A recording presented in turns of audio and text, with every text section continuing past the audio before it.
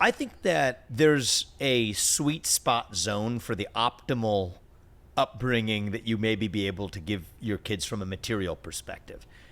I think that if you don't have enough money to send your kids to a good school and you're in a bad school district or whatever, and this relates to some of my policy issues, which we can talk about another day, then I think that you're at a disadvantage. I mean, if you're not able to get the same kind or quality of education as peers your age, you're at a disadvantage.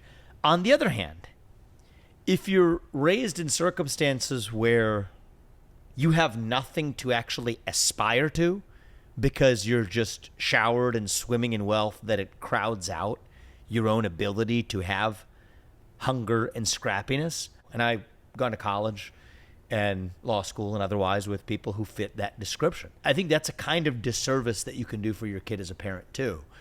And so our goal for our kids will be allow them to have the true luxury. This is a real luxury to be able to pick the career that allows you to follow your passions without fear of putting food on the dinner table. But that doesn't mean that you have a right to fly around in a private jet. Right. Because of the career that you chose. Do you think that might stifle motivation, knowing that there's always a fallback? Yeah, I wonder about it. It might. I mean, I think that that's a risk. You know, a lot of kids might end up. I know a lot of people who have ended up. I think some of them are even in my own extended family who ended up in careers that they're like fine or perfectly complacent with, but isn't exactly what they would have chosen if they were following their true passion. They did it out of the need for achieving a level of financial security, and then they pursue hobbies that may more align with their passions. And nothing to say with anything wrong with that model. I suppose most people work for the sake of putting food on the dinner table, but make sure that work isn't the entirety of their life so that they're able to pursue their passions outside of work. I'm a little bit different. The path I've pursued is one where I don't really draw a distinction between work and hobby and passion and pleasure.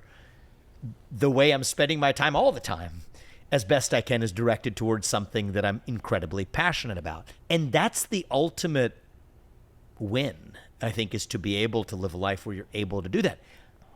You can't do that if you literally, I mean, we're human beings. We're like have certain basic needs. You need a shelter over your head or food or drink for sustenance, right? So if you literally can't do those things, then yes, you're not able to achieve self-actualization by following your passions through your work. I think that the boundary we'd like to draw for our kids is to give them the opportunity to pursue their passion without fear of putting food on the dinner table. Fine.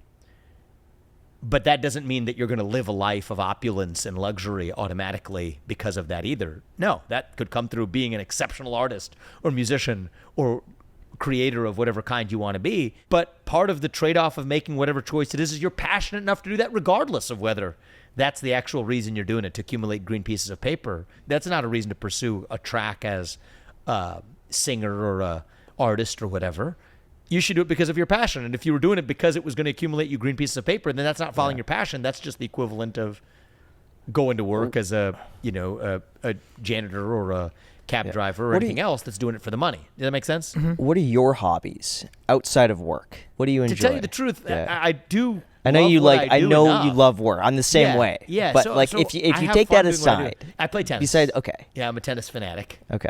The presidential campaign has not been great for my tennis game, but until this kicked off, probably since I turned maybe 29 or 30, for the last 7-8 years, yes, tennis has been a big passion, both watching and playing. I used to play growing up, and so that's something that I try to keep up as much as I can. Is there anything besides that? In terms of like fun hobbies? Yeah. So when kids came into the picture, one of the things is that does eat into your hobby. You got to pick hobbies. You get to pick one or two. I did enjoy for a while good film and good theater, like good movies and or good live production. Yeah, so that would be something. And then writing is a hobby of mine too, actually. Just free form, carry around a notebook, long form writing. And some of the argumentative stuff, sure, I'll publish, and you can see it and wherever I've published this stuff. It's probably what resulted in me writing 3 books over the last couple of years. I was probably a suppressed author without knowing it. And so writing is a hobby of mine as well.